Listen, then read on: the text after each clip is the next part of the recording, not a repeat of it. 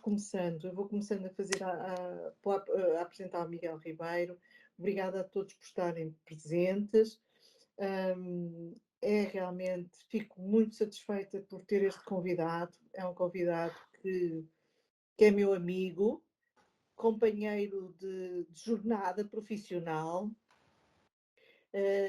e meu colega, e foi meu colega durante muitos anos, e que começou e que pode ser uma inspiração até para o desenvolvimento da vossa carreira, porque o Miguel começou por aprendiz de hotelaria e foi subindo, formando-se já enquanto trabalhava também, e neste momento é diretor-geral desta unidade tão simpática de turismo temática, de turismo vínico, que é o Monverde. Portanto, o Miguel, neste momento, é o diretor-geral do Monverde.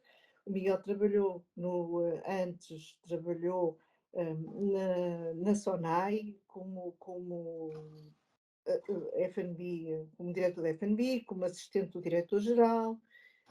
Trabalhou também numa empresa de catering. E, portanto, fez a sua vida a partir daí. Eu vou contar-vos uma coisa, a primeira vez que o conheci, tenho que contar, porque esta eu acho que merece. Essa merece. A primeira vez que conheci o Miguel Ribeiro foi quando me casei. Ele estava a servir, era o chefe de mesa do local onde eu me casei, e, portanto, foi a primeira vez que eu conheci o Miguel Ribeiro, que no outro dia estava ao pequeno almoço de manhã ali, de fato, fresquíssimo, para servir pequeno almoço aos noivos.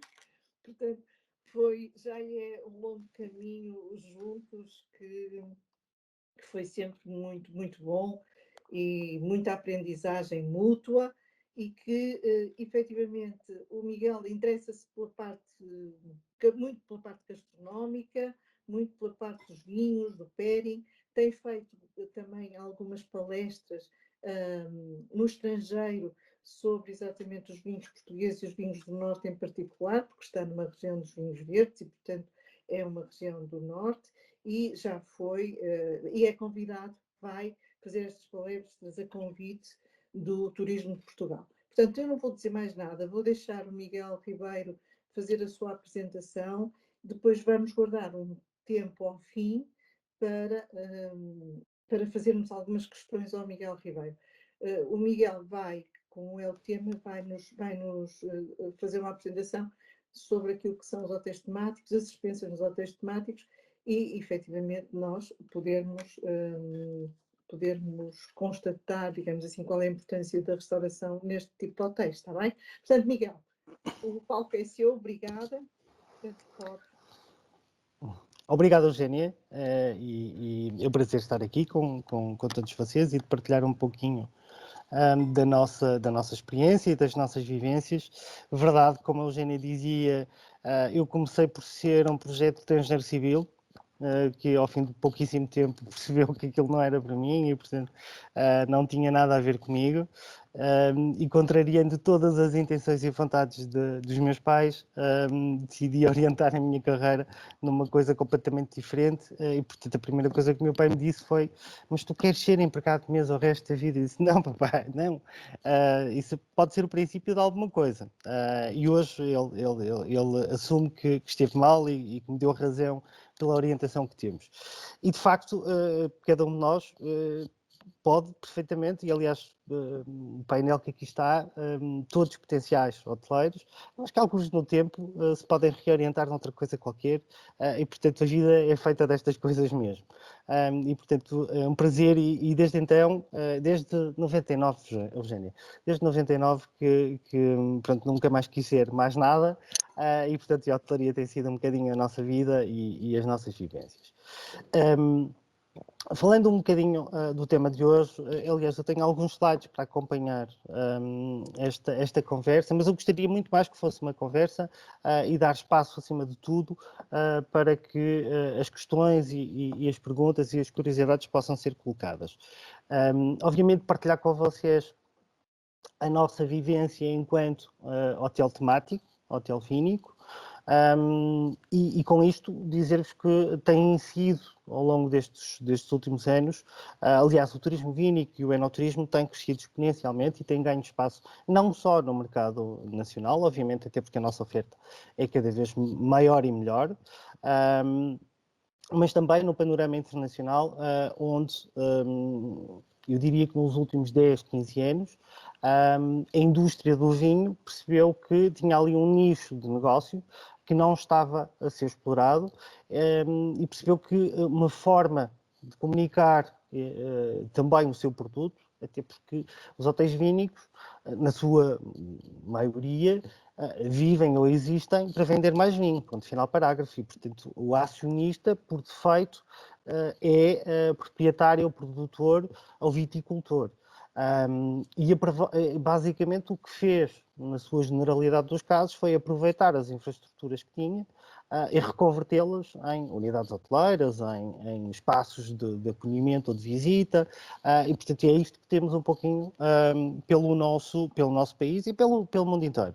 Eu diria que nós temos sempre bebido daquilo que são as melhores práticas do mercado internacional e no nosso caso em concreto, aquilo que tem suscitado muito do nosso interesse ou do interesse dos produtores de vinho e potenciais novos operadores de hotéis vínicos vão beber muito desta inspiração, dois mercados preferenciais. A Bordeaux, berço da maioria, ou se quisermos assim dizer, berço daquilo que foi o primeiro enoturismo 100% dedicado a receber visitantes externos, e depois aquilo que é o caso de estudo internacional como destino e região vínica, Napa Valley. E, portanto, todos nós vamos bebendo a informação de cada um destes destinos. Há uns tempos dizia a Eugénia que uma boa parte daquilo que é hoje a ampliação de Monverde, eu trouxe um bocadinho de Napa, eu trouxe um bocadinho de Adelaide, eu trouxe um bocadinho de Bordeaux e, portanto, adaptado à nossa realidade, mas a verdade é que os bons exemplos, eu acho que, como diz o nosso acionista, eu não gosto de copiar, mas se tiver que copiar, que seja com os melhores, ou dos melhores.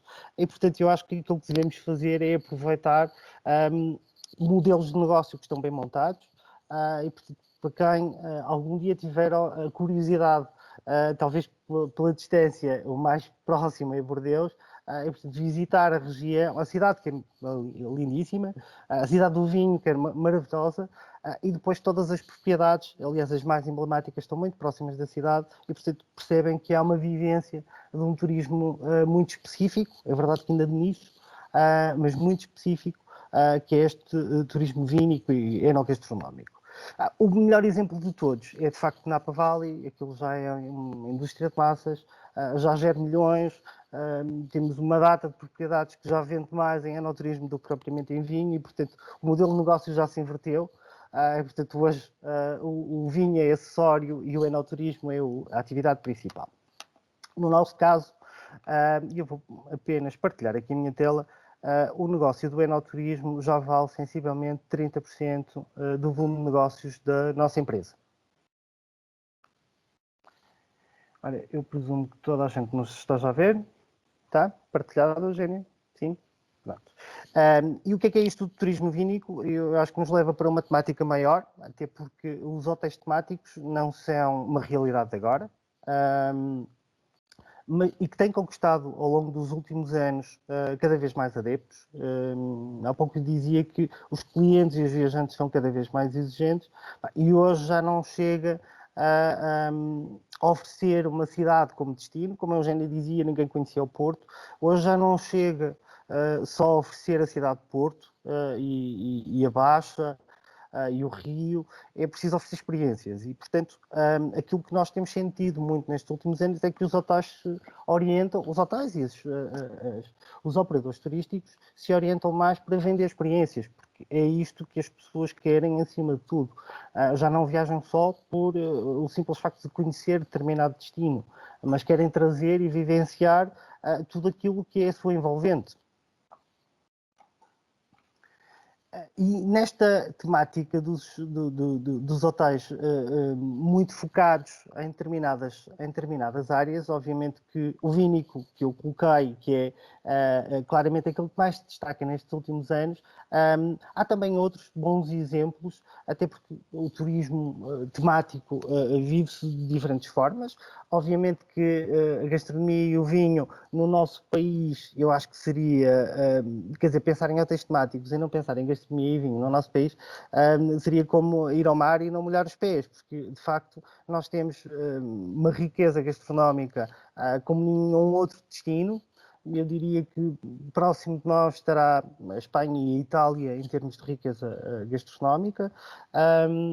No vinho, nós conquistamos o nosso espaço e a verdade é que temos um conjunto de novas regiões que se têm afirmado no mundo, nomeadamente aquela onde eu estou inserido, onde Monverde está inserido, portanto a região dos vinhos verdes, que tem sido a região vínica que mais tem crescido no mercado internacional e exatamente orientada neste novo turista, gente mais nova, com uma propensão para descobrir, para beber vinhos menos alcoólicos e, portanto, a nossa região tem tudo isto para oferecer e esta é uma das razões pelas quais os vinhos verdes têm tido tanto sucesso no mundo, é porque, de facto, estão orientados para aquilo que é a procura do mercado do momento.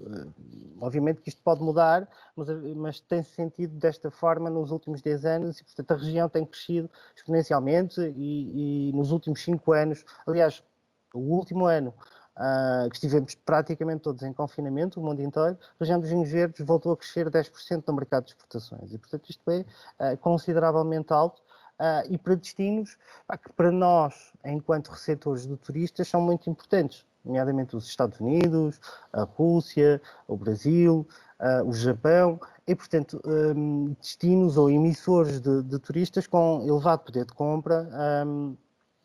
E, obviamente, quando pensamos num turismo vínico ou enogastronómico, com populações mais envelhecidas, e são exatamente estes os principais consumidores do enoturismo no mundo inteiro.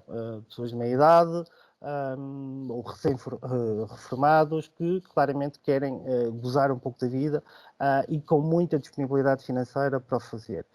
E, portanto, é o melhor de dois mundos, é poder conhecer destinos novos e tirar partido daquilo que se gosta enquanto preferências pessoais. Não sendo muito maçador, mas resumindo um pouquinho aquilo que é a demanda ou a procura atual, portanto, os turistas são um bocadinho diferentes, temos gente cada vez mais nova a viajar. Eu acho que a primeira vez que pus um pé num avião tinha 19, 20 anos. Hoje, qualquer jovem com 19 e 20 anos já viajou uma centena de vezes.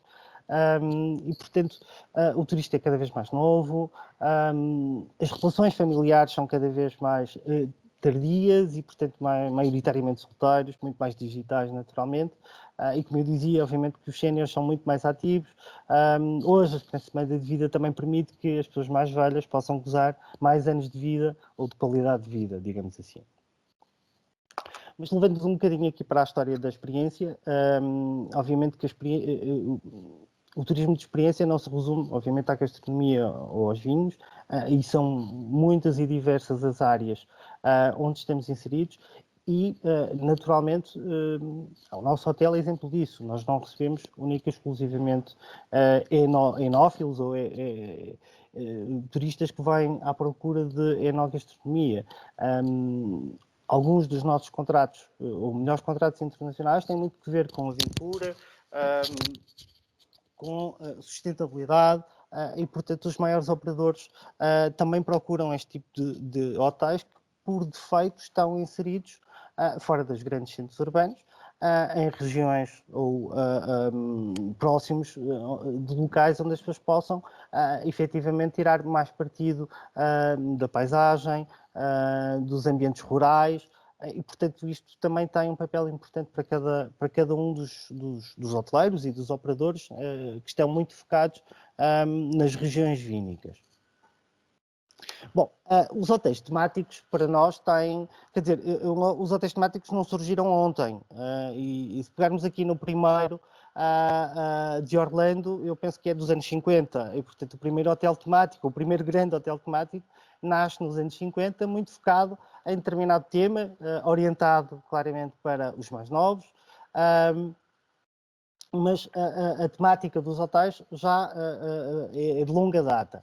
Foi sempre muito orientada para um nicho de negócio, é verdade, mas este nicho, ou estes nichos de negócio ou de turistas, claramente têm sempre um poder de compra superior àquilo que é a média global dos viajantes e dos turistas. Mais tarde surgiu a grande cidade dos hotéis casinos, e está aqui o exemplo de Las Vegas, mas eu penso que são 17 ou 18 megaestruturas, todos eles temáticos, em que orientam não só a questão do jogo, mas também toda a sua oferta enquanto decoração, enquanto gastronómica, para determinado tema. Talvez o nosso melhor exemplo enquanto hotel vínico é o Marquês de Riscal, que nasceu essencialmente nos anos 90, no final dos anos 90. É o primeiro hotel vínico que eu diria que veio, de alguma forma, determinar aquilo que os restantes operadores internacionais passaram a associar. Arte, vinho, cultura, luxo e gastronomia. E neste hotel continuamos a tê-lo como exemplo, como o maior exemplo, provavelmente, da indústria, porque conseguiu associar arte e ser disruptivo. E, portanto, quando se pensava numa hotelaria muito conservadora e quartos muito formatados, com determinadas medidas, com a posição da cadeira, da mesa ou da mesinha de cabeceira, este quebra com tudo isto. Depois também a gastronomia é nos Países Bascos que surgem, depois da Nouvelle Cuisine ou da cozinha francesa, alguns dos movimentos mais, diria, ambiciosos e inovadores de gastronomia. E este hotel foi berço de um conjunto de grandes chefes vascos que por aqui passaram e que ali deixaram a herança de 13 estrelas Michelin, que se mantém, e portanto um hotel de referência, um restaurante de referência. É verdade que mais tarde surgiram, e as temáticas são variadíssimas, e portanto está para ser inaugurado talvez o hotel mais caro do mundo, que é em Fort Lauderdale, penso eu, que custará qualquer coisa como 120 milhões de euros. Portanto, um mega complexo, obviamente dedicado aqui à música, à cultura e à arte, mas portanto isto não tem fim e as temáticas são muitas. É evidente que nem todos nós somos grandes grupos e, portanto, grandes hotéis temáticos não estão ao alcance de poucas companhias ou de poucas organizações internacionais. E a verdade é que nos últimos 20 anos têm surgido muitos hotéis temáticos, de pequena dimensão e aquilo que se entende como boutique hotéis, porque a generalidade deles não ultrapassam os 50 quartos, e é o que faz sentido, até porque se quer ser boutique, se quer personalizar serviço, não faz muito sentido ir muito para além disto. E também é um número mínimo, apesar de haver hotéis temáticos com 8, 9, 10 quartos, é difícil aqui encontrar o break-even e a rentabilidade ou a sustentabilidade destes negócios, mas eu diria que 25 será assim um número mínimo, depois dependerá do número de serviços que temos associados, mas por regra andam nos 30, 40, 50, máximo 60 quartos.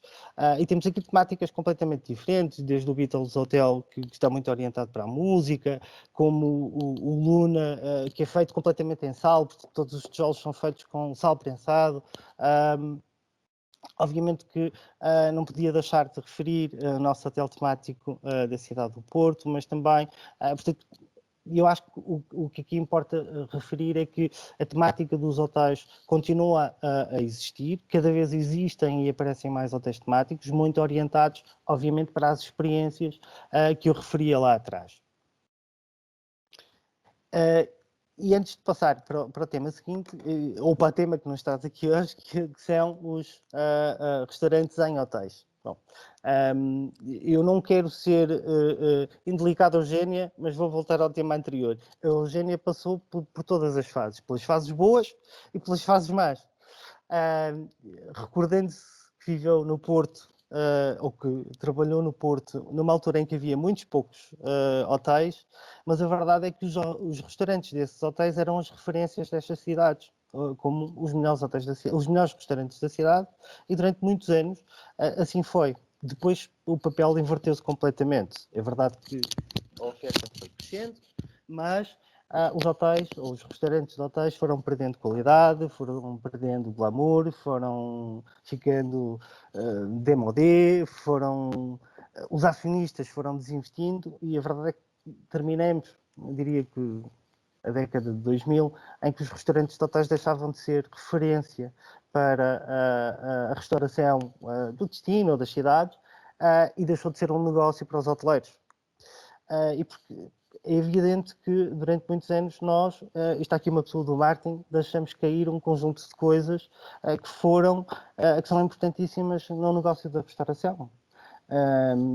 E hoje mais que nunca é gerir a reputação deste nosso restaurante, tal como geríamos a reputação do nosso hotel, e portanto não podemos deixar cair, porque senão obviamente que vamos perder também espaço para outros e vamos deixar que o nosso restaurante caia no esquecimento, e que existam ou que se dê importância aos programas de fidelização também nos restaurantes, porque não necessariamente os clientes do restaurante são hóspedes do hotel.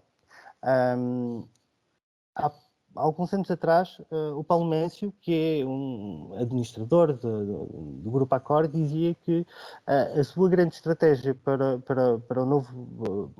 os 10 anos seguintes seria recuperar os restaurantes que existiam nas 1.400 unidades espalhadas pelo mundo. E a verdade é esta, é que o investimento estava feito e que se perdia muito mais em não recuperar este investimento do que deixá-lo cair. E se pensarmos que a generalidade dos hotéis, dos restaurantes, para terem sucesso nos hotéis, têm que viver do público externo. Não há, quer dizer, uma fórmula perfeita, mas eu diria que o ideal é ter 70% dos seus consumidores sendo externos aos hóspedes do hotel, porque é a única forma de garantir sustentabilidade em cada um deles.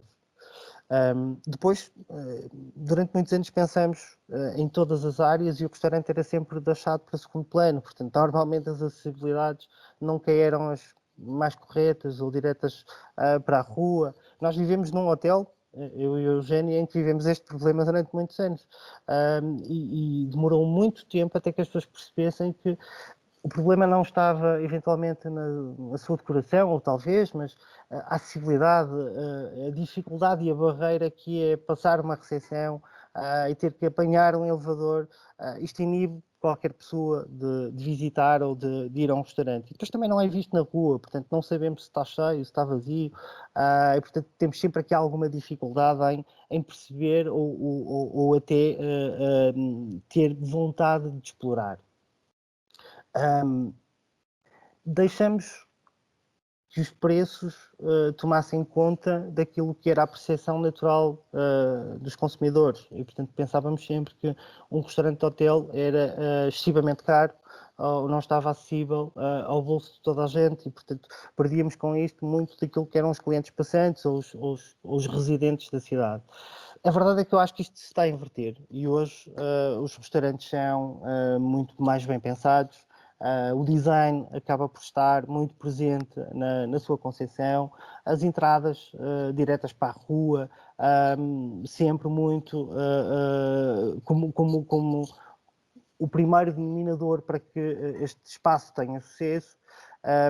E também, e estão aqui um conjunto de futuros gestores, hoje pensarmos que o chefe tem que, de facto, ser o gestor deste negócio. Portanto, porque se não tivermos uma equipa de cozinha capaz de comprar bem e de ser um bom gestor, a probabilidade do insucesso é gigante. E de igual forma, as equipas e as pessoas bem formadas. E se pensarmos um bocadinho que alguns dos hotéis, há um hotel emblemático no Porto que é uma dor de alma sempre que lá vou, que é o Grande Hotel do Porto, em Santa Catarina. Maravilhoso, que já teve um dos melhores restaurantes desta cidade. continua a trabalhar lá uma pessoa que já devia estar reformada há anos, que é o Sr. Joaquim, que terá os seus 75 anos, coitadinho. Eu acho que é a única pessoa motivada naquela equipa que ainda continua a trabalhar com o prazer com que trabalharia nos seus anos 50 ou 60. Mas a verdade é que todas as outras pessoas que lá estão, claramente mais novas, eu acho que não são motivadas o suficiente, porque, infelizmente, no nosso país, nós pautamos um bocadinho estas funções por baixos salários, e baixos salários normalmente não é bom resultado. E este é o primeiro, eu diria que é o primeiro cancro de um restaurante, é quando pensamos que queremos ter sucesso num restaurante, mas com o mínimo custo possível. E, portanto, o cliente, quando entra no restaurante ou quando entra no espaço e não tem um ambiente acolhedor, salvo raras exceções, obviamente, há muitos restaurantes de rua pequeníssimos, com decorações que não são mudadas há 50 anos e continuam a ter sucesso. Mas normalmente são coisas muito familiares e tem uma coisa que não têm estes restaurantes, que é carisma e glamour, e uma vontade enorme de receber pessoas. Quando falamos de um hotel em que as pessoas não têm esta identidade com o espaço, acabamos por não transformar aquilo que pode ser uma refeição numa experiência. E isto é o mais importante de tudo, para que se possa ter sucesso num restaurante. O Henrique Sapessoa dizia isto no Alma, no seu ano de abertura. E ele demorou 3 anos a conseguir ter resultados positivos no seu restaurante pessoal. Mas a verdade é que estamos aqui a falar de um chefe que virou gestor, acima de tudo, alguém que pensou num restaurante, mas não decidiu colocar mesas e cadeiras no seu interior, pensou no design, pensou na decoração, e este é apenas um dos exemplos daquilo que são chefes e gestores bem-sucedidos. E se repararem, eu dou-vos aqui 3 ou 4 exemplos de restaurantes, 3 não, 8 ou 9 exemplos de restaurantes bem-sucedidos em hotéis, e não necessariamente hotéis vínicos. Mas pensarmos que, e as nossas grandes referências, obviamente, serão a Fortaleza do Guincho, com mais que uma estrela Michelin, mas tem aqui pequenos restaurantes que nada têm de gourmet, nada têm de nouvelle cuisine ou de cozinha mais elaborada, como a Tia Bia em Barrancos, é um hotel minúsculo, com uma residencial, penso eu até, que é maravilhoso. E que continua a ter sucesso há mais de 40 anos. Como, obviamente, novos restaurantes que apareceram no mercado, e um bom exemplo é a pousada de São Bartolomeu em Bragança, uma coisa que estava completamente desatualizada, que foi abandonada durante muitos anos, e que 2 irmãos decidiram apostar no interior da pousada e abrir o seu próprio restaurante. E, portanto, hoje é um restaurante com estrela Michelin ao fim de 2 anos de abertura, que não é normal. Obviamente temos aqui a nossa grande referência do enoturismo e, portanto, este será sempre a bandeira dos hotéis vínicos em Portugal, o Yetman, que na sua abertura, e eu fiz parte desse grupo, muito cético, dizer, bom, mas agora um hotel vínico no centro da cidade, mas como é que estes tipos vão vingar? Isto não faz muito sentido. A verdade é que ele está lá para dar cartas e tem, obviamente, uma pessoa importantíssima neste processo todo. Aliás, 2. O Adrian Bridge, que foi visionário na recuperação daqueles armazéns abandonados, que tinham a melhor vista sobre a cidade, e um chefe de cozinha, que o Pulso construiu uma carreira, e antes do Yetman ele tinha passado aqui pelo meu vizinho do lado, pela Casa da Calçada, onde tinha mantido e segurado a sua estrela Michelin, e era uma referência, e antes disso tinha passado, penso, pelo hotel vizinho do Porto Palácio, onde eu e a Eugénia trabalhamos no Tiara Meridian, talvez. Na altura ainda era Meridian. E, portanto, o Ricardo fez e tem um papel importante naquilo que é hoje a referência Yetman e o restaurante do Yetman para o mercado internacional e para o mundo dos vinhos. E destes restaurantes vínicos, obviamente que são muitos e são muito boas as referências, mas eu destacava 2 ou 3, porque têm sido aqueles que ao longo dos anos têm destacado como grandes referências do mercado nacional.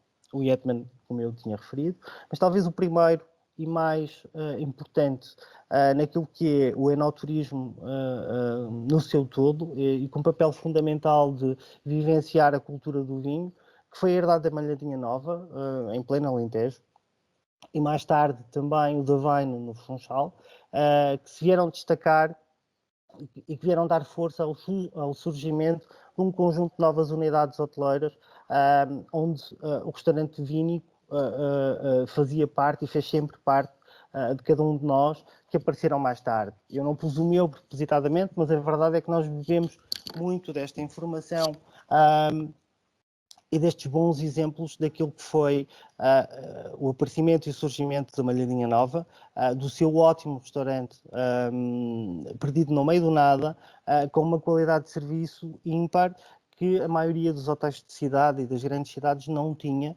e toda a gente achava isto muito estranho. Mas a verdade é que existia e que era possível ter hotelaria de luxo e restauração de referência em zonas inóspitas e não só nos grandes centros urbanos. E a verdade é que depois apareceram muitos outros, e reparem que nenhum deles, até porque são hotéis vínicos, estão inseridos em regiões mais afastadas dos grandes centros urbanos, normalmente em meios pequenos, onde a dificuldade de recrutamento é superior, onde a dificuldade de retenção de recursos é maior, e portanto o esforço tem que ser claramente maior também, enquanto operador, para reter e para formar estas equipas. Mas a verdade é que eles surgiram e cada vez surgem mais, e são hoje referências no mercado nacional quando falamos de restaurantes. E o que é que define, diria eu, e depois deixar espaço aqui um bocadinho também para a conversa, o que é que define o sucesso destes restaurantes? E eu penso que isso destaca claramente, e eu pus, aliás, eu alinhei estas 12 premissas, não necessariamente pela ordem de importância, mas a autenticidade local é importantíssima e é uma coisa que ninguém consegue replicar. E, portanto, apenas um hotel vínico consegue replicar e ter uma vista sobre a vinha, transportar o seu restaurante para o exterior, aproveitar uma beleza natural que não existe, obviamente, nos restaurantes mais citadinos ou nos hotéis mais citadinos. A qualidade do atendimento, como eu referia, e a dificuldade de recrutar é imensa, é verdade, mas a forma como os hotéis boutique têm que se orientar para os seus clientes e, portanto, têm que os entender, e nós aprendemos isto, a Eugénia já deve ter repetido isto muitas vezes nas aulas, cada cliente é um cliente único. Ora bem, mas entender um cliente único numa unidade de 350 quartos é difícil recordarmos do seu nome e do nome dos seus filhos e da preferência da almofada e qual é o vinho que gosta. É evidente que, no nosso caso, em unidades mais pequeninas, isto é sempre mais fácil e, portanto, termos a capacidade de encontrar também aqui alguns instrumentos e argumentos que nos permitam identificar os clientes e para que o valor percebido seja de que ele me trata como um cliente único. Nós, o ano passado, implementamos uma regra na nossa governanta, na nossa equipa de andares, que era decorar o nome de 3 crianças que estivessem. Resumindo só, o último slide, de facto era o último slide, terminando sobre aquilo que eu acho que são os aspectos mais importantes de um restaurante de sucesso, ou para que um sucesso tenha um restaurante num hotel vínico, ou num hotel, seja ele vínico ou não. E voltando ao segundo item que eu acho muito importante, que era a questão da qualidade do atendimento, que acima de tudo tem muito que ver com as pessoas. E as pessoas são a parte mais importante de qualquer negócio, nomeadamente na nossa indústria hoteleira e num restaurante. Se o seu atendimento não for perfeito, estragamos uma boa parte da experiência. O layout e o conforto, conforme já tínhamos referido, eu acho que são cada vez mais importantes e os espaços têm que ser partes integrantes do ambiente, do hotel, da região, do espaço envolvente, da área ou do destino, acima de tudo, e portanto não há fórmulas perfeitas e o meu restaurante não tem que replicar, se calhar não tem o mesmo sucesso no Alentejo ou na Beira Interior, e portanto eu acho que cada espaço vive muito de si, da região onde estão inseridos. A questão da alimentação saudável cada vez mais é muito importante, e portanto os hotéis temáticos têm esta preocupação, e já não se fala tanto das cartas de inverno ou de verão, mas sim, acima de tudo, da sazonalidade dos produtos, até porque há uma ligação muito direta, eu acho que este é fator determinante, uma ligação ao terroir, no seu estado mais puro. Reparem que a maioria destes hotéis, eu acho que todos eles, não conheço nenhum que não tenha, todos eles vivem de uma horta biológica, os clientes cruzam-se com a equipa de cozinha todos os dias a colher as ervas aromáticas ou alguns dos legumes que vão fazer parte da emenda. Os menus serem construídos e o cliente ter um valor percebido de que são maioritariamente fornecidos por produtores e por produtos da região, e que levamos a questão para a sustentabilidade, para a economia circular, onde cada vez mais as pessoas estão mais propensas e mais atentas. A questão da fidelização, como eu referi há pouco, é importante gerir a reputação do nosso restaurante, mas acima de tudo trabalhar muito bem os programas de fidelização, não só para os hóspedes do hotel, mas também para os passantes e clientes da região. O preço, eu acho que o preço é determinante, e eu acho que um dos fatores pelos quais os hotéis vínicos têm tido algum sucesso é que desmontaram um pouquinho esta questão dos preconceitos do passado, em que a Eugénia viveu isto algumas vezes comigo. Os vinhos não têm que ter markups de 5 vezes. Já lá vai o tempo em que os clientes não tinham acesso à informação, e portanto hoje é pensar mais na receita ou no ticket médio como um todo, sem pensar que as bebidas têm que libertar determinada margem em detrimento das comidas. Eu acho que o preço tem que ser construído como um todo. E a confiabilidade daquilo que estamos a servir, e portanto aqui vêm as questões da segurança alimentar, do ambiente, da sustentabilidade, da pegada ecológica, onde cada vez mais temos um mercado propenso a valorizar e a dar atenção a estes detalhes. Muito bom. Eu diria que sim. Senão não deixamos espaço para as pessoas falar. Muito bem, muito obrigado pela apresentação. Portanto, estão abertas agora as questões que queiram colocar ao Miguel, não só sobre o tema, mas também sobre a carreira, sobre a unidade que ele dirige. Disse coisas importantes, que foi o papel, dos restaurantes nos hotéis temáticos. Portanto, eu vou dar a palavra à Ana e depois à Maria. Ana. Boa tarde, Miguel. Quando deixamos de ouvi-lo, o Miguel estava a dizer que fez um desafio ao seu housekeeping, julgo eu, e ia perguntar qual seria, fiquei curiosa. Ok. Então era muito simples. Eu depois queria falar só para a Eugénia.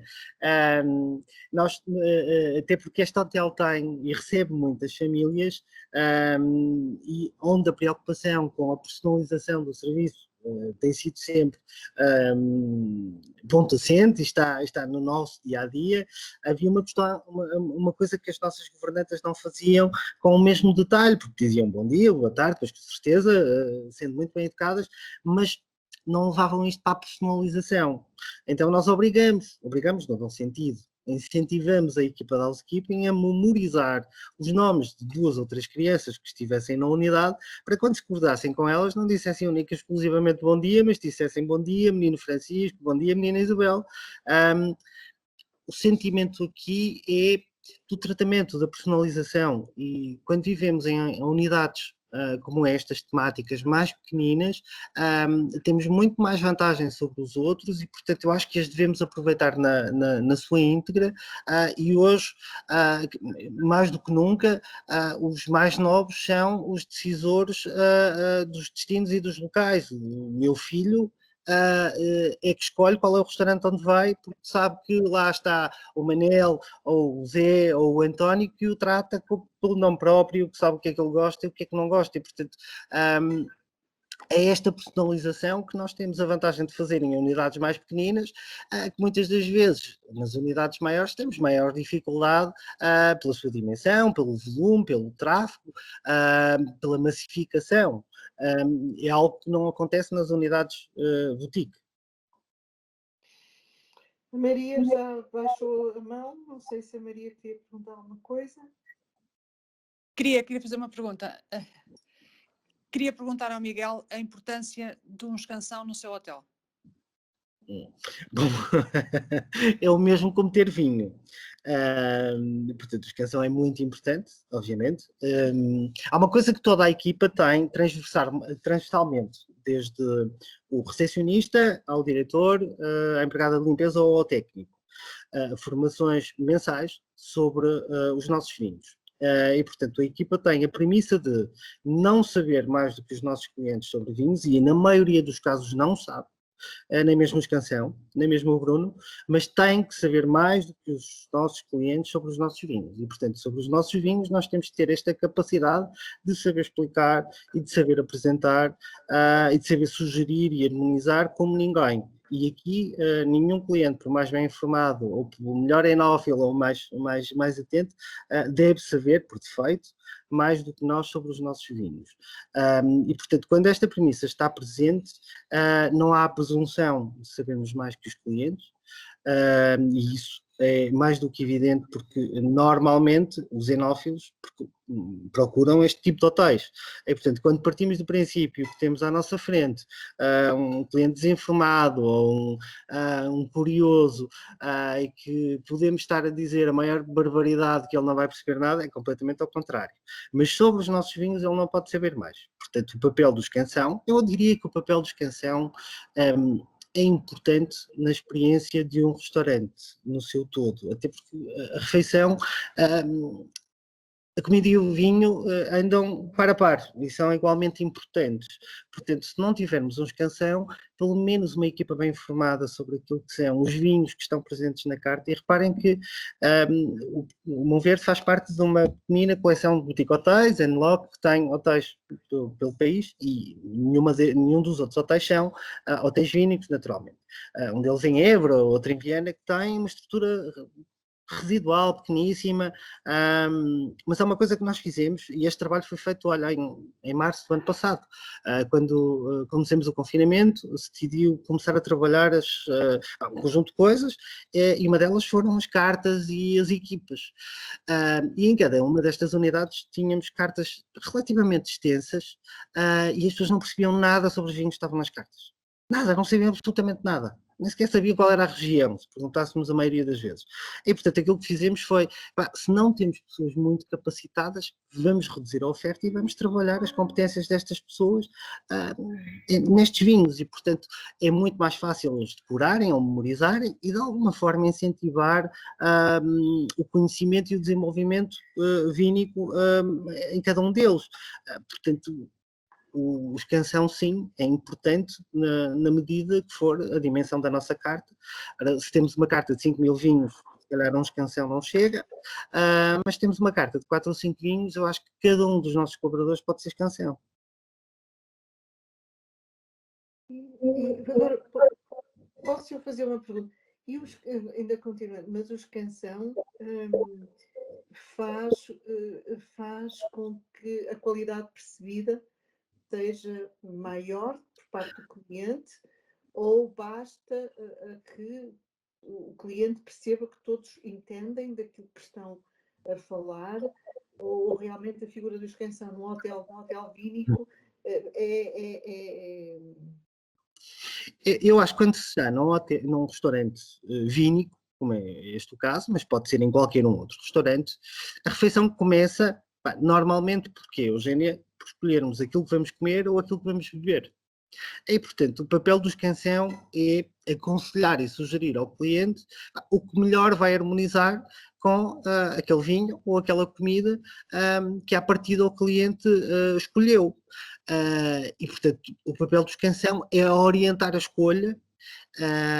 Se quisermos ir um bocadinho mais longe, o papel do escansão é vender muito mais, porque quando percebemos que o cliente até tem vontade, mas não sabe escolher, Portanto, podemos estar aqui a trabalhar um bocadinho o preço e o ticket médio, e portanto aquilo que eventualmente poderia ser a escolha de uma garrafa de vinho que custa 30 ou 40 euros, transforma-se num jantar de degustação em que a componente de bebidas ultrapassa os 150.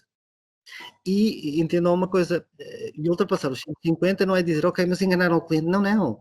A experiência foi maior e, portanto, o cliente não se importou de pagar, até porque foi ele que escolheu ao longo deste período todo quais eram os vinhos que iria consumir e a possibilidade de os ter, e eu acho que isto é muito importante cada vez mais nos restaurantes e sentimos isto cada vez mais presente e mais bem feito, que é um leque alargado de vinhos a copo, porque reparem que quando estamos numa mesa, eu dou-vos exemplo, eu e a minha mulher, que ainda está a amamentar uma criança e, portanto, não bebe vinho.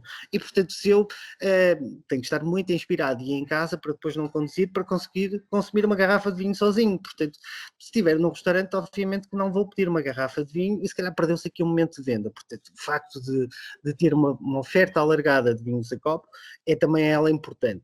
O escansão desempenha aqui um papel importante porque é ele o responsável por gerir este inventário, este estoque de produto que está aberto e, portanto, tem que ser consumido em determinado período de tempo, porque é perecível, e, portanto, o papel do escansão é aqui muito importante porque é ele que vai ter que, entre aspas, impor, ser capaz de vender aquela garrafa que abriu para determinado cliente. Mas todos os nossos vinhos estão disponíveis a copo.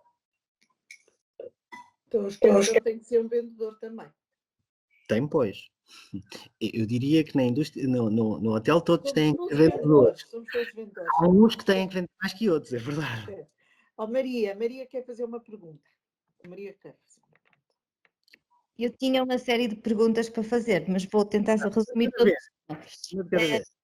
Relativamente, eu conheci o hotel, como a professora Eugénia disse, e pronto, é um hotel absolutamente fabuloso. E eu gostaria de saber qual foi o impacto agora do Covid, pronto, no hotel, porque tanto quanto sei, aliás, eu tenho amigos aí próximos em Celurico de Basto, com alojamentos de guest houses e turismo local, alojamento local, e soube que houve aí uma procura que subiu um bocadinho, até alguns tiveram um melhor agosto de sempre, por exemplo. Qual foi de facto o impacto e quais são as perspectivas futuras, uma vez que o hotel de facto está muito bem cuidado, é bonito e tem essa mais-valia do vinho e da qualidade do vinho?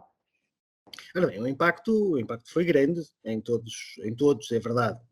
E também é verdade que tivemos o melhor agosto de sempre, mas o ano é composto por 12 meses e não por um. E, portanto, o simples facto de termos tido o melhor agosto de sempre não quer dizer que o ano tenha sido brilhante, não foi. E digo isto com alguma tristeza, mas também com alguma felicidade, porque no final do ano entregamos dinheiro ao acionista. E, portanto, o hotel não deu prejuízo e os seus acionistas não tiveram que cá colocar dinheiro. Não sei se em abril vou poder ter este mesmo discurso, mas ainda estamos a viver dos resultados do ano que passou, que foi difícil. Esteve muito centrado nos meses de verão, é verdade. Portanto, julho, agosto, setembro, primeira quinzena de outubro, eu diria que os primeiros 20 dias de outubro, e que depois quebrou drasticamente.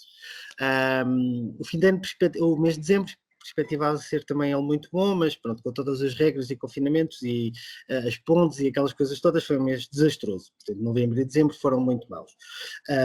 Mas a verdade é que este tipo de unidades vão, obviamente, destacar-se novamente quando for possível sair de casa e quando for possível pôr os pés na rua, porque têm exatamente aquilo que a grande maioria das pessoas procura, que é sair, mas sair em segurança, espaços amplos, sem grandes aglomerados de pessoas e, portanto, unidades mais pequeninas como esta, num contacto muito voltado para a natureza e, portanto, para o bem-estar, para a sustentabilidade. Portanto, eu diria que estes serão os primeiros a arrancar e exemplo disso tem sido aquilo que os hotéis da região, e quando digo da região, aquela que nos é mais próxima e que são assim os nossos hotéis do grupo competitivo, positivo, com quem cruzamos informações, mas o nosso hotel, o Valado, a Pacheca, o Six Senses, foram todos eles hotéis que tiveram exatamente estas performances no verão, e que depois sentiram, obviamente, o confinamento do inverno e este período que vivemos. Alguns não conseguiram ter resultados positivos, mas os resultados negativos também não foram assim tão impactantes, porque não são estruturas muito pesadas, e, portanto, conseguiram controlar de alguma forma os custos fixos de uma forma mais organizada. Uma boa parte destes hotéis também são, digamos que, produtos acessórios da indústria principal, que é o vinho. E, portanto, quando a indústria principal, que é o vinho, sustenta o restante, dou-vos um exemplo da Pacheco ou do Valado, que vivem exatamente disto. Portanto, a componente hoteleira é entendida como algo que alimenta e ajuda a vender mais vinho, e portanto, se este ano a performance foi um bocadinho mais baixa, não é tudo muito mal, porque a venda dos vinhos do Porto, do Douro e dos vinhos verdes cresceu no mercado e nas exportações, e portanto eles sentiram este impacto menor. Os outros hotéis temáticos que não estão orientados para o vinho não terão sentido isto tanto, mas eu diria que os hotéis de interior e localizados em regiões mais afastadas dos grandes centros urbanos vão ter bastante sucesso a partir de maio, diria eu. Tenho que ser otimista e, portanto, a expectativa é muito esta. Okay. Sofia.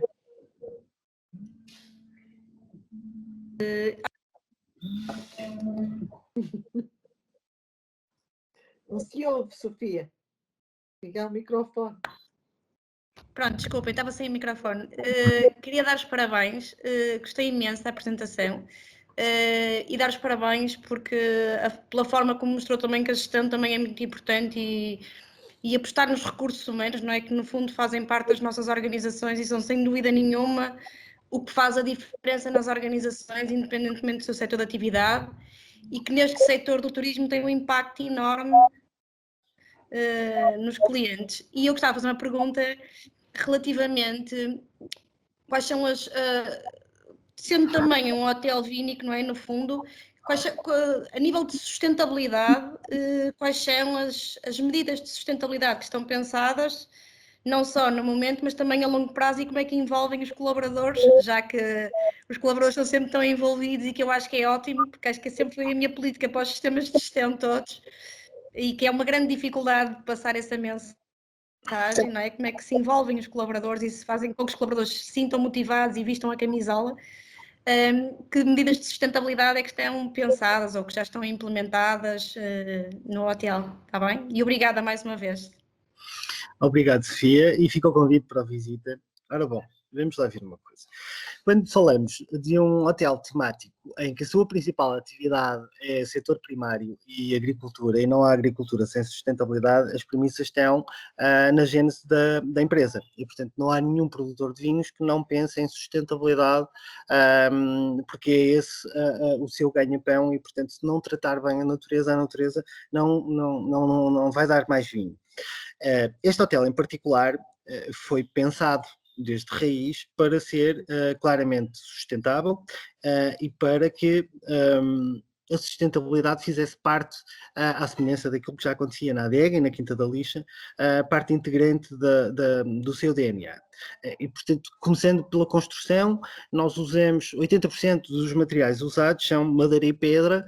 Pedra é esta que foi retirada da propriedade e madeira é esta que é, entenda-se no termo mais leigo, madeira morta, ou seja, sem a necessidade de abater mais árvores ou destruir mais árvores que estivessem em plena salubridade para não serem destruídas. Depois, a questão das energias renováveis, até porque este tipo de unidades que tem, como esta, que tem uma piscina interior aquecida, um conjunto de serviços que são consumidores de energia, portanto, os painéis solares e a sustentabilidade dos equipamentos que se compraram para serem o mais economicistas possível, e portanto isto fez tudo parte da raiz e do início da construção, do projeto de construção. Bom, relativamente à equipa, a equipa vive muito disto também, porque, como eu referia lá atrás, desde a criação da horta biológica, desde a preferência por aquilo que são os produtos e produtores locais, visando claramente uma sustentabilidade e uma redução da pegada ecológica, faz parte de todos aquilo que são os processos de compra e de seleção de fornecedores, e portanto nós só recorremos a um fornecedor extracomunidade se não tivermos solução na região. A própria empresa e a organização, a empresa-mãe, defende exatamente isto, muitas das vezes em detrimento de preço, uma preferência, uma predileção pelos produtores locais, portanto isto está muito presente em cada um de nós, bem como um conjunto e eu acho que isto faz parte transversalmente da indústria hoteleira, de eliminar a todo o custo aquilo que possam ser bens que são nefastos para a natureza, desde a eliminação dos plásticos, dos descartáveis e essas coisas todas. Bom, felizmente eu já herdei uma boa parte dessa cultura e, portanto, foi mais fácil trabalhar com as equipas nesse sentido. Depois, como temos equipas também elas mais pequeninas, eu acho que é muito mais fácil passar a mensagem, conseguir organizar as pessoas em ações de formação e de sensibilização, é que muitas das vezes temos mais dificuldade quando as organizações são maiores. Também elas, maioritariamente pessoas da região e, portanto, pessoas habituadas a tratar a natureza com carinho e com cuidado, porque são maioritariamente pessoas que vêm de meios rurais e, portanto, toda a vida a agricultura esteve presente no seu seio familiar. Portanto, sim, o hotel preocupa-se muito com a sustentabilidade. Aliás, nós somos, desde 2016, um eco-hotel com a chancela do rótulo ecológico europeu, que tem critérios rigorosos de validação e, portanto, um dos primeiros hotéis em Portugal com referência nesse sentido, porque desde a sua concepção àquilo que são as práticas hoteleiras, pensou sempre na questão da sustentabilidade. Isto tem-nos custado euros, é verdade. Portanto, ser sustentável é tudo muito bonito, mas custa bastante dinheiro. Mas a preocupação de ter embalagens ou amenities que sejam amigos do ambiente, de usar produtos que sejam menos nefastos, seja na limpeza, na higienização, na desinfecção. Portanto, quando falamos de produtos químicos, estamos sempre a falar de inimigos da natureza, portanto, procuramos sempre os exemplos ou aqueles produtos que sejam menos agressivos para o meio ambiente, e isto muitas das vezes custa bastante dinheiro, até porque tudo o que é produto ecológico, produto que seja sustentável, custa em média 20 a 30% mais do que o valor normal dos produtos de mercado. É um caminho, não é? É um caminho que vamos, e não só na hotelaria, mas que todos temos que fazer na sustentabilidade e que efetivamente nesta fase é mais caro, sem dúvida nenhuma, mas que se todos tomarmos essa consciência, mesmo até no individual, não é? Como seres humanos, no nosso dia-a-dia, nas nossas rotinas, não é? Acaba por ser mais fácil depois até transpor para dentro das organizações, não é? Isso é verdade, e a verdade é que usamos isto também como bandeira Claro. para determinados mercados e, portanto, há muitos dos nossos contratos que nas premissas vêm muito claramente, não só a questão do seguro, nomeadamente quando falamos do mercado norte-americano, que querem receber a apólice de seguro e tudo mais alguma coisa, mas quando falamos de mercados mais nórdicos, um mercado canadiano, um mercado australiano, uma das questões que vem antes da assinatura de um contrato de uma série de determinados sustentabilidade. E, portanto, se não houver premissas de sustentabilidade, o hotel porque simplesmente não é escolha. Claro, certo. Obrigada, Miguel. Obrigado.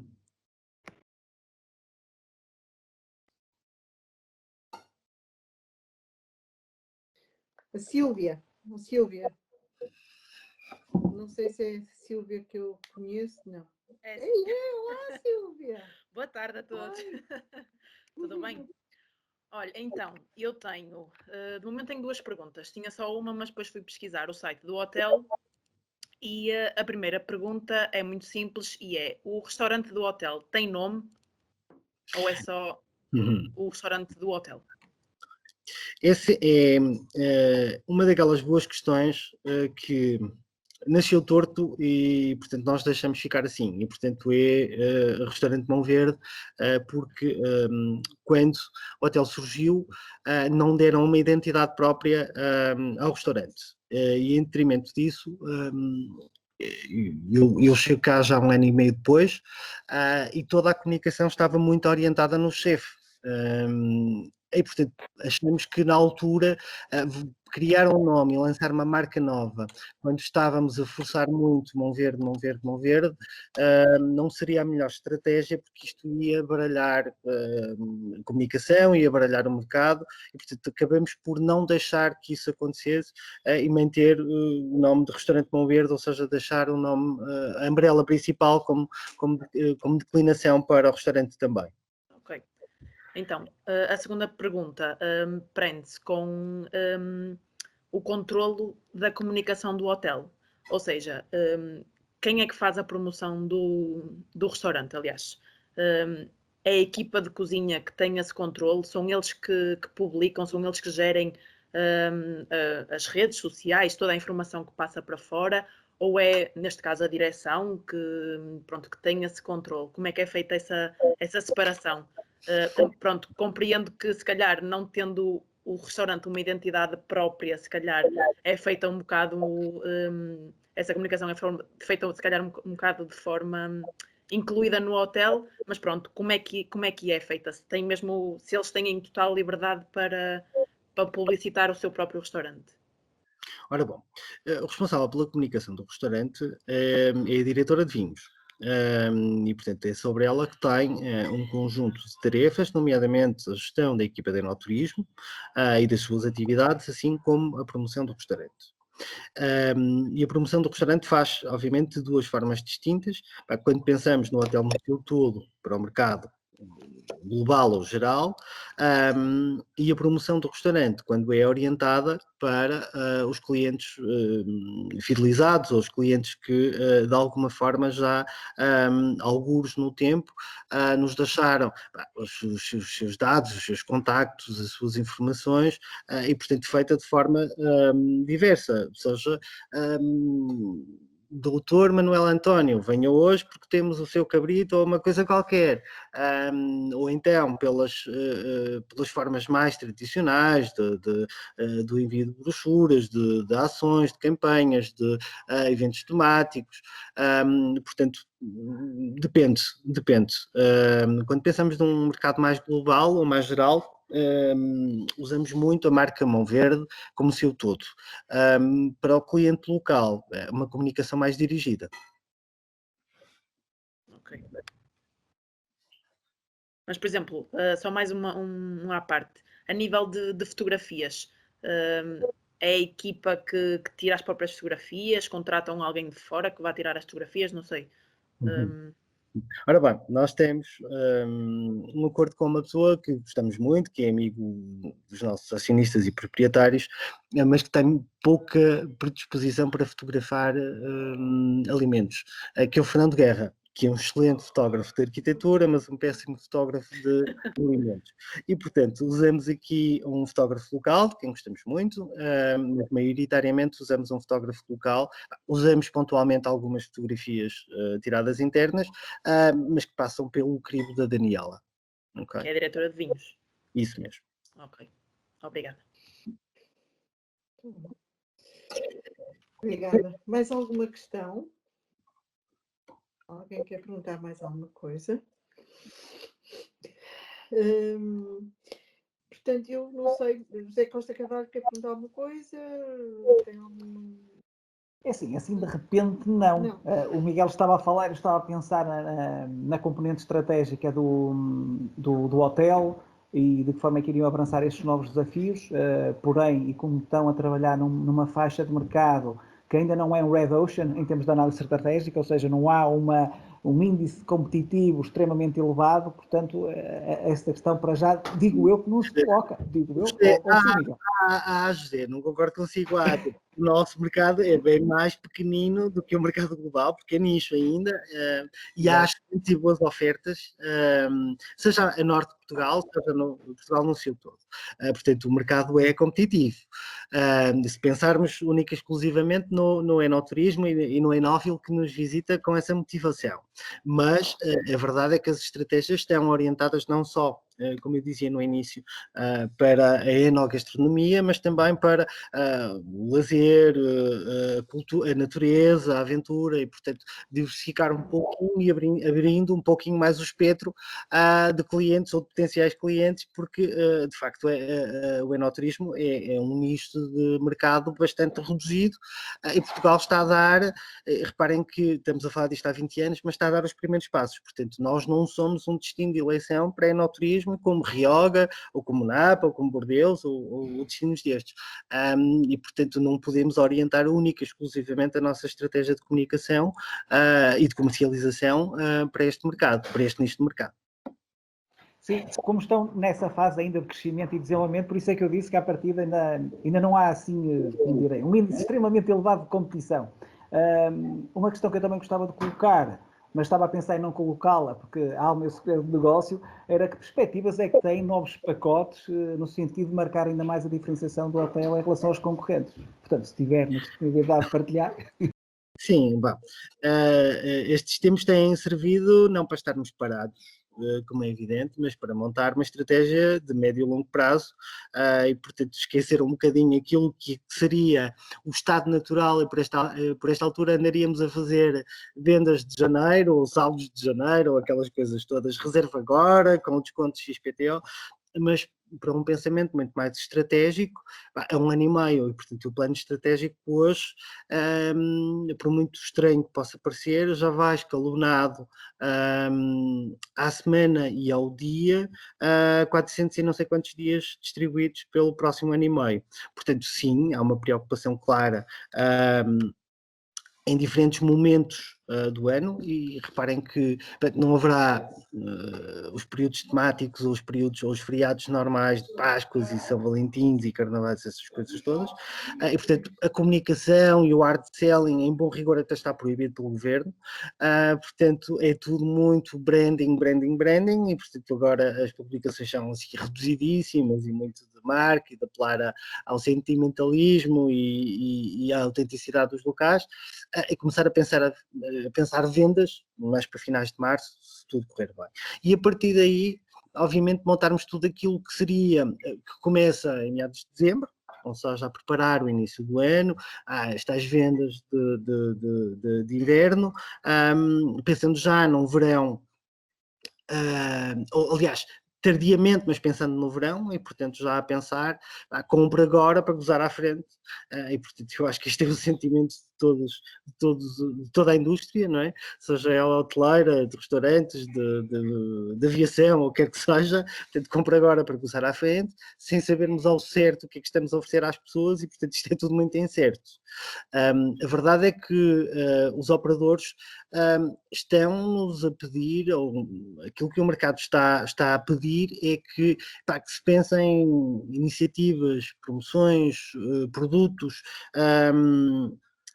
para a segunda parte do ano, e portanto o primeiro semestre do ano está assumido como perdido, e portanto se pensarmos na segunda metade do ano, estamos a falar de verão, e portanto o verão tem um conjunto de iniciativas, mas aqui são coisas mais táticas, nomeadamente no nosso hotel, e portanto um conjunto de iniciativas que privilegiam o exterior, naturalmente, privilegiam o bem-estar, tirando partido também das infraestruturas que o próprio hotel tem, cruzando aqui algumas experiências com outras unidades da região, umas vínicas, outras não, mas com quem temos relações muito boas, e portanto, quer dizer, somos vizinhos aqui da calçada e portanto comunicamos muitas vezes em conjunto e vendemos pacotes e experiências.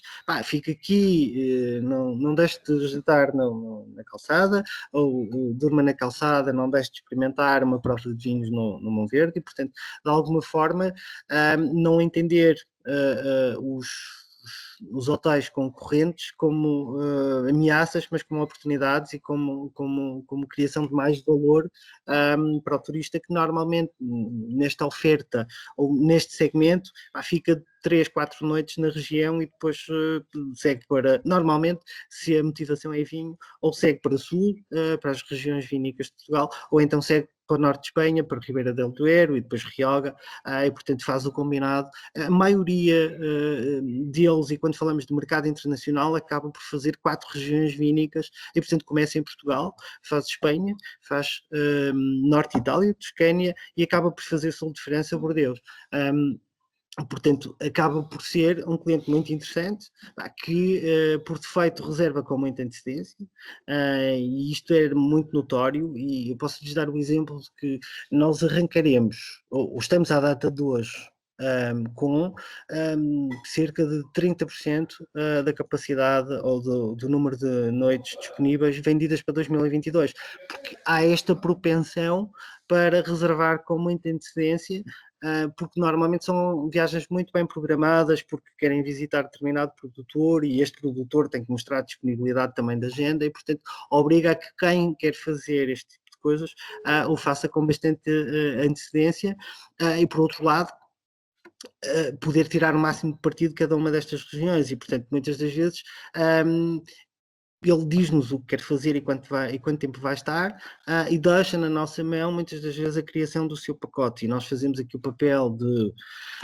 operador turístico ou de agência de viagens, mas é sempre por um bem maior, porque o cliente quando chega tem um valor percebido muito maior e com tudo isto já lhe vendemos uma data de coisas que não estaria no seu pensamento inicial e portanto não o podemos carregar de vinho quando ele vai parar a viagem daqui a 2 semanas, porque se for ao contrário sai daqui carregado de vinho, porque é exatamente esta a forma, porque o último destino é sempre o sítio onde um enófilo acaba por comprar vinho, e portanto, sim, a estratégia, infelizmente, nos tempos que correm, são de muito longo prazo, e um longo prazo incerto.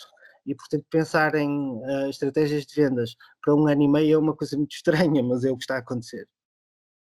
Eu peço desculpa, eu quando começo a fazer perguntas, depois são muitas, mas duas adicionais. Uma delas, eu não confesso o meu desconhecimento, não sei se já existe algum roteiro dos hotéis vínicos de Portugal, já existe, ok? E a segunda, realmente aquilo que o Miguel descreveu, se calhar é uma grande oportunidade de negócio, ou seja, uma vez, apesar do cliente só comprar quando parte de um destino, e só no último hotel é que faz essa aquisição, se calhar ter ali um programa de entrega especial para, olha, quando chegar a sua casinha das suas férias.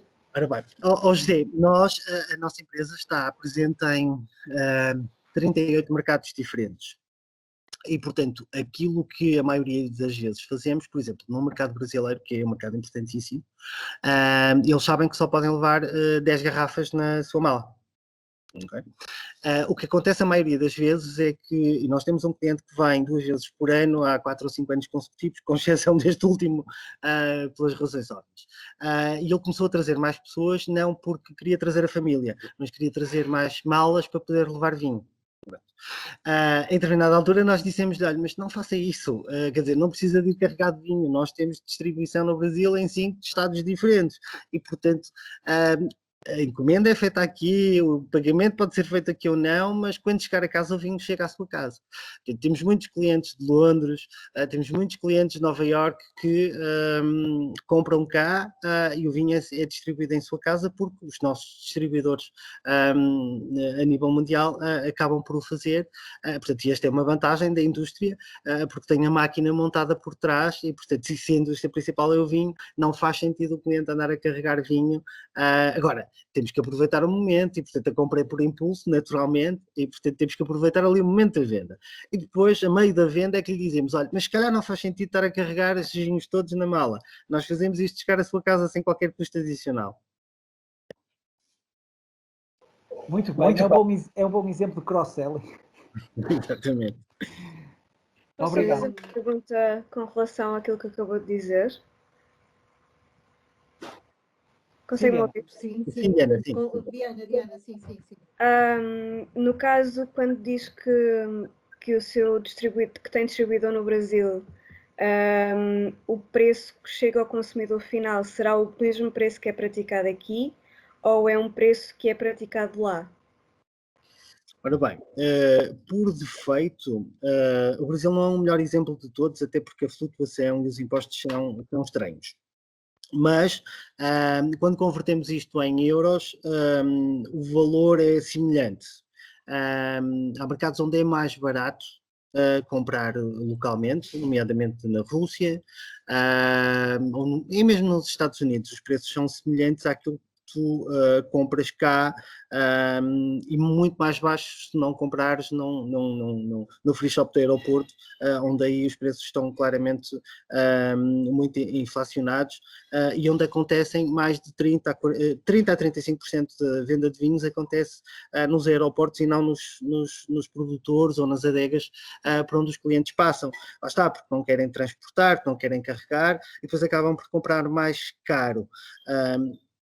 Acho que para este tipo de consumidor pagar mais 5 ou 10 euros não faz a diferença, e então se lhe dissermos que entregamos à porta de casa sem qualquer custo adicional e portanto só paga o custo efetivo unitário do vinho do destino onde está a ser comercializado, tem um valor percebido em que o preço deixa de ser o mais importante na decisão final. Sim, eu peguei exatamente no exemplo que deu do Brasil, porque eu vivi lá durante 2 anos e meio e de facto é absurdo os preços a que um vinho português consegue chegar lá. Eu cheguei a ver, por exemplo, uma garrafa de Casal Garcia a custar na altura o equivalente a cerca de 16 euros. Portanto, O mercado é muito volátil e os impostos alfandegários carregam muito no preço final e na venda. Nos restaurantes ainda maior. No retalho tradicional não tanto, mas nos restaurantes e bares sim, o peso dos impostos é muito alto e que põe um vinho que tu adquires em Portugal, em qualquer loja de conveniência a 5 euros, a 15, 20 euros no Brasil, sim, é verdade. sim, de facto tem aí um mercado para explorar assim essa compra de impulso, como falou. Acho que sim. E uma outra coisa que lhe posso sugerir, se aceitar a sugestão, eu acho que esta é uma boa altura, Claro que sim. que esta é uma boa altura para pensar numa estratégia de marketing, se calhar mais de produção de conteúdo, para conseguir agregar aquele valor que estava a falar há pouco. No fim, daqui a um ano e meio, daqui a 2 anos, o cliente que chega vir com toda uma bagagem de história agregado a esse produto que ele vai consumir e talvez esteja bem mais aberto a tudo o que lhe seja oferecido dentro dessa mesma linha que lhe foi proposta anteriormente, através não de uma estratégia agressiva, mas de uma coisa de convidar para conhecer, porque uma coisa que nós sabemos acerca deste tipo de consumidor é que é um consumidor que estuda o seu destino, não é? Que estuda toda a envolvência, todos os produtos, toda a história, cultura e etc. Então, talvez este momento em que, como falou, que não se pode fazer uma promoção agressiva de venda diretamente do seu produto, talvez seja uma boa altura para apostar nisso.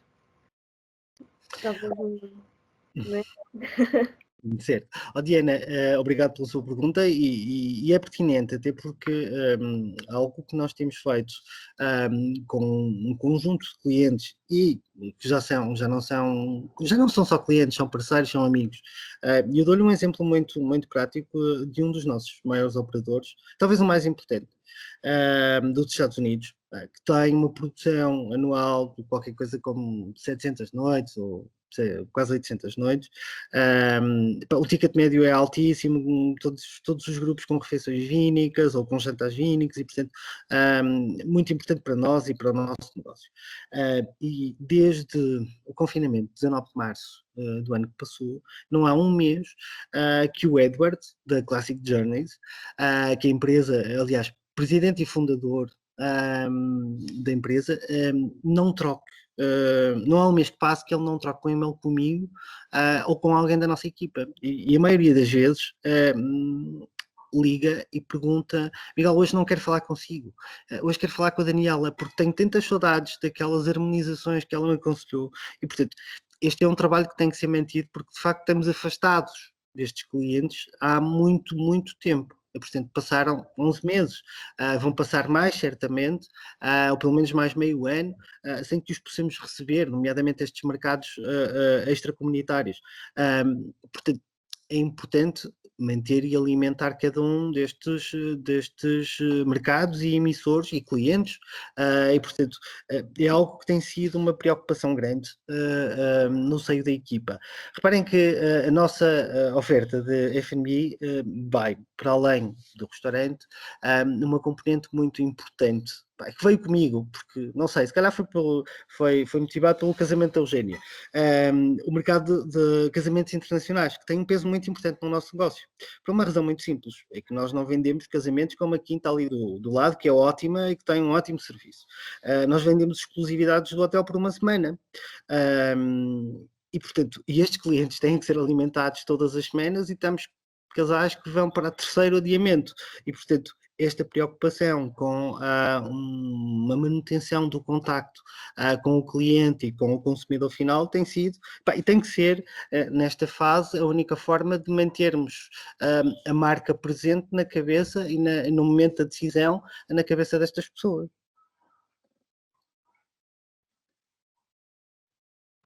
Sim, com certeza.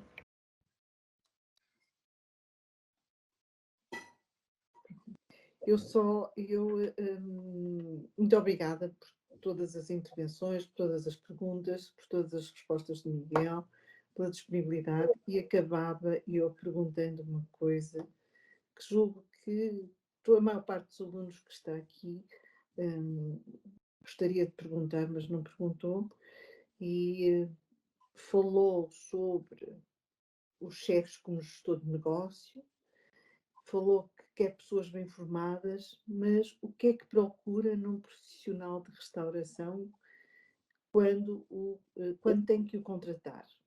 Quais são as competências mais importantes? Qual é o perfil como recrutador? O que é que procura? Todos estes alunos que estão aqui um dia vão procurar emprego, não é? E querem saber, e isto é importante, e eu também quero saber. Muito bem. Ora bem, numa unidade pequenina como estas, normalmente o diretor-geral é o diretor de recursos humanos, e portanto o recrutamento obviamente passa exclusivamente por mim e sem terceiros, e portanto tem uma vantagem, porque eu recordo que quando trabalhava numa organização maior, enviava um perfil e alguém entrevistava primeiro, e portanto chegava-nos a nós, nem sempre o perfil mais indicado, mas aquele que alguém que não tem um contacto direto com a realidade procura. É evidente, quando falamos de produção, o chefe ou a equipa de cozinha tem que ser, aliás, eu acho que hoje qualquer profissional tem que pensar na componente da gestão e entender qual o valor de qualquer investimento que faz no seu restaurante ou no seu hotel, e portanto a compra de determinado artigo ou determinado produto, o que é que representa em termos de custo, quanto é que isto custa à empresa enquanto estoque parado, e aquilo que pode trazer enquanto rendimento ou margem de lucro. Na cozinha, este problema é ainda mais preocupante quando pensamos que todos os bens, ou 90% dos bens, são bens perecíveis, com datas de validade bem curtas. E, portanto, a pior coisa, eu quando cheguei a Mão Verde, nós tínhamos um chefe de cozinha que é meu amigo pessoal e que eu adoro, mas que não tem tudo de bom cozinheiro, mas péssimo de gestor. Recordo-me de ter olhado para a carta e ter visto uma das entradas que tinha um preço de venda a público relativamente baixo, quando no descritivo tinha ingredientes claramente caros. E a primeira pergunta foi, ok, mas então qual é a ficha técnica e chefe, quanto é que compramos e onde é que compramos este produto? E percebemos que estávamos a vender uma dose mais barata, sei lá, estávamos a cobrar 50% do preço de custo. É evidente que assim não se pode ter negócios rentáveis. E, portanto, durante muito tempo pensamos muito em ter chefes muito criativos, muito capazes, e é evidente que a criatividade do chefe não tem limites e, portanto, vai querer sempre trabalhar os melhores produtos, os melhores ingredientes, e pondo de parte durante muito tempo que o preço de venda não era um problema dele. Bom, hoje é, e hoje o chefe tem um papel importante, e, portanto, ele tem que ter a capacidade de perceber qual é o preço de custo e de definir também ele o preço de venda, sem ter que se orientar por folhas de Excel ou o que quer que seja. Obviamente que elas estão lá e que as fichas técnicas existem e que as margens têm que ser controladas, mas vai muito para além deste detalhe. Vai para além, é importante na gestão da equipa. Reparem que se todos nós perguntarmos, e a Eugénia viveu isto muito tempo, todos os chefes de equipa diziam sempre que tinham colaboradores a menos, não é? Ou as pessoas que tínhamos na equipa são sempre insuficientes para o volume de trabalho que temos. Portanto, o chefe tem que ter esta capacidade. O chefe, quem diz o chefe, diz o diretor de restaurante, diz o chefe de recepção, o que é que seja. Tem que ter a percepção de quanto é que custa o seu colaborador e, portanto, uma envolvência das FIAs na definição e na escolha dos seus colaboradores diretos, assim como também uma distribuição clara e uma participação naquilo que são os orçamentos das empresas. E a única altura em que não envolvo os meus líderes de equipa é na questão da definição de vendas, mas naquilo que é definição de custos, até o Joãozinho já sabe calcular custos de mão de obra variável para os seus eventos. E, portanto, hoje ele sabe que tem um evento vendido a determinado preço e que pode ter um custo com mão de obra extraordinária de X. E, portanto, tem na mão, e no final do mês é ele que me vem dizer, olha, derrapei aqui não sei quantas horas ou poupei aqui não sei quantas horas. E, portanto, é uma forma de educar, de ensinar, mas também de responsabilizar as pessoas que estão connosco. E, portanto, a componente da gestão, eu acho que tem que ser a todos os níveis, desde a cozinha à mesa ou o que quer que seja. O perfil, eu acho que cada vez mais as pessoas têm que viver um negócio como seu. E é muito fácil quando pensamos num restaurante que é tido ou detido por alguém que é proprietário e é funcionário. E a Eugénia falava há pouco sobre passado, eu acho que se recorda bem de um restaurante que nós gostamos muito, ou que conhecemos muito bem, que entregava aqueles petiscos que o seu pai tanto adorava, todos os dias à porta de casa, mas cobrava mundos e fundos por aquilo. Mas o seu pai tinha um valor percebido e não entendia como um excesso de cobrança. Porquê? Porque tratamos os clientes de uma forma muito dinâmica, muito especial. E, portanto, temos que passar, mas isto é o restaurante do Manel. Quando pensamos que temos um colaborador que não entende o restaurante como seu, está errado. E, portanto, eu sou um claro defensor, já o era quando trabalhava consigo, nunca ninguém nos deu muitos ouvidos, mas a questão da remuneração variável em função de objetivos. E, portanto, se trabalha mais, tem que ter mais rendimentos e tem que, ou seja, a riqueza produzida é distribuída também por eles. E, portanto, eu acho que não é a única, mas eu acho que é a forma mais justa de remunerar os nossos colaboradores, de ter uma componente variável bem presente em todas as pessoas que estão na área de vendas e no contacto com o cliente. Não sei se respondi à sua pergunta, mas... Muito bem. Se não tivermos mais nenhuma pergunta, quero agradecer novamente ao Miguel, quero agradecer a todos que estiveram presentes, espero que tenham gostado. Foi mais um Casual Talks, desta vez com o Miguel Ribeiro. Vamos ter mais, portanto, vamos manter-nos informados. O próximo não será para a semana, mas será daqui a 2 semanas, e vamos trazer novamente um diretor de recursos humanos para falar sobre os perfis necessários, para falar sobre estagiários nas organizações, e portanto vamos ter novamente um diretor de recursos humanos, desta vez de uma organização muito maior. Portanto, obrigada, Miguel. A Sílvia quer também dizer alguma coisa? Obrigado, Eugénia, pelo convite. Espera aí que a Sílvia não se ouve. Sílvia. Ok. Não, quero só fazer um pequeno comentário, porque as gravações que estão no YouTube das conversas anteriores não têm som. Eu já tentei aceder, não sei se isso se passa só comigo, se alguém já tentou mais aceder às conversas através do YouTube, mas não têm som. Tem aqui o José Obrigado, Costa Sílvia. Carvalho. Eu vou ver então o que é que se passa. Eu, quando Pronto. fiz o download e a montagem, tinha som. Realmente não fiz o teste na versão YouTube.